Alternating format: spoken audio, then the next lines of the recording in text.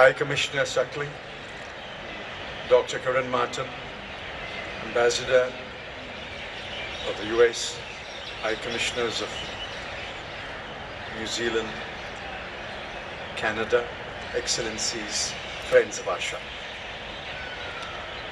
This is an extraordinary gesture on the part of the High Commissioner of Australia to host this event. I thought it was to recognize the achievements of the Asha students and give them certificates and awards. Little did I realize that as part of the ceremony, I was going to be under the spotlight. I'm sorry for that, but I did not know. I have many friends here. I know many of you by face, many by name, and I'm often tempted to ask this question. If roughly 40% or nearly one half of the city lives in slums, how many of us have ever visited a slum? I could ask this question in Kolkata, Chennai, in Mumbai, and I expect to get the same answer. Hardly ever. Hardly any. There's a world in our world which we do not know.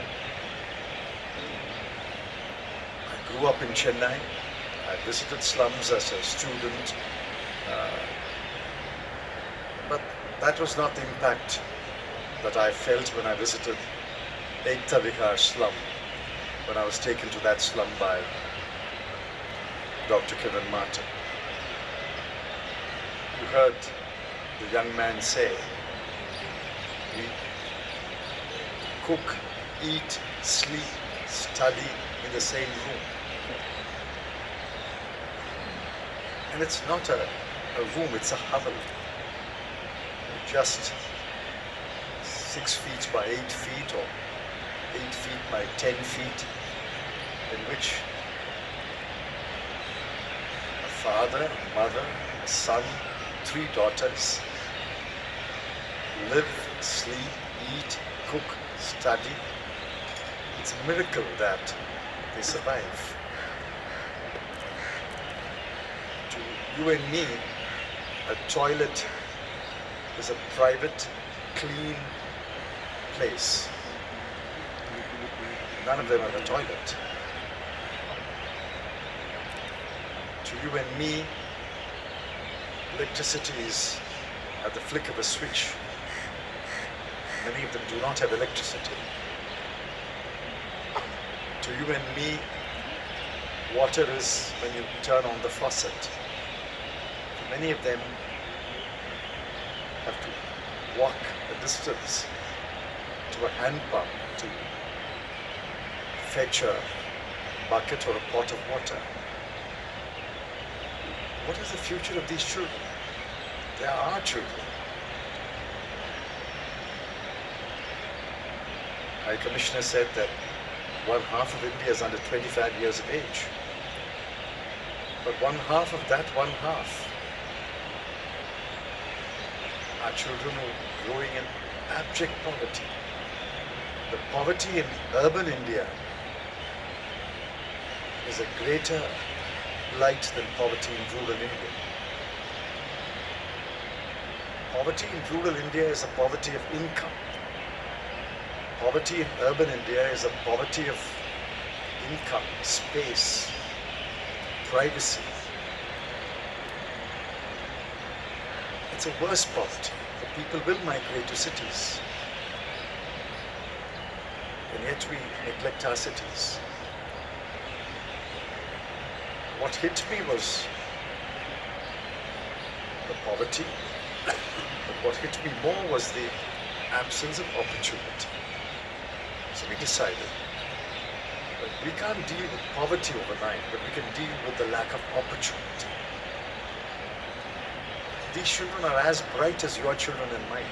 I have no doubt about it. I just met a student who joined Venkateshwara College, one of the top colleges in Delhi in mathematics. And he's the topper of his class, scoring 99% in the first semester. 99% in mathematics. He can barely speak English. And I was tempted to ask him what language did he write his exam.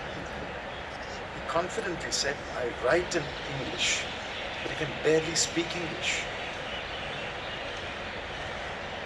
There's talent everywhere, just that over the centuries, we have denied one half of the people of the country or more the opportunity to live a life of dignity. Yet, in that one room, hovel in a slum, they do live lives of dignity. They're still very proud of who they are.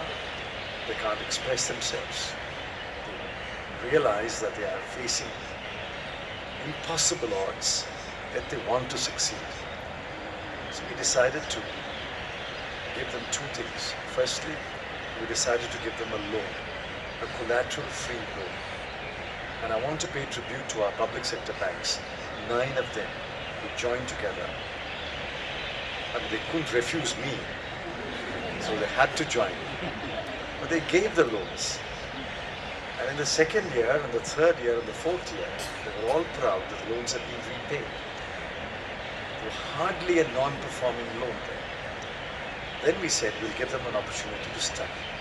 We can't do anything about the parents anymore, but the children.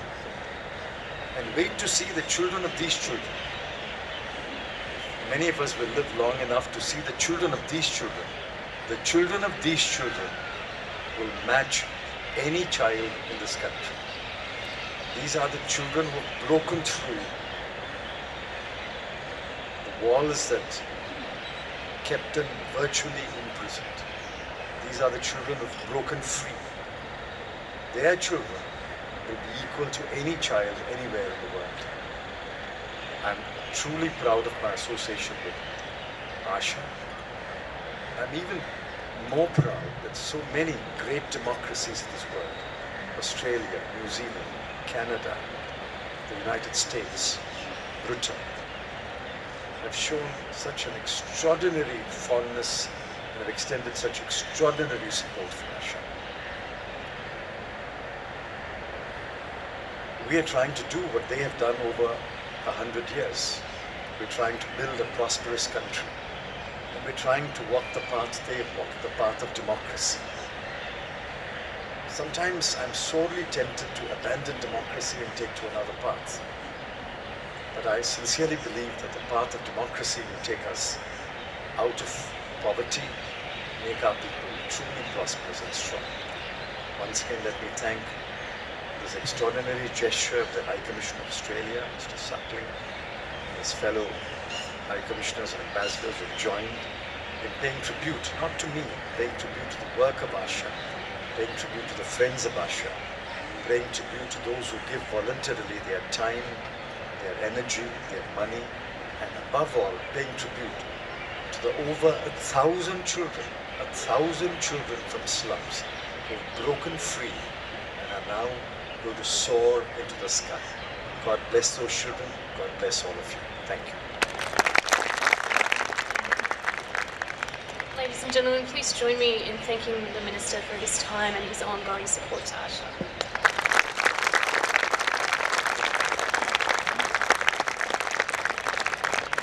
That concludes the formal part of our proceedings this evening, but I encourage you to stay for a drink and to have a conversation with some of the wonderful and inspirational students from Asha.